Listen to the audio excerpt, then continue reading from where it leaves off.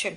મને શિવનો સાક્ષાત્કાર થયો છે અને શિવે મને પ્રસન્ન થઈને વરદાનમાં આપ્યું છે કે હું નરેન્દ્ર મોદી પછીની વડાપ્રધાન છું અને એને સાર્થક કરવા માટે શિવે મને બીજું વરદાન આપ્યું છે કે હું ટાઈમમાં રિવર્સ જઈ શકું છું।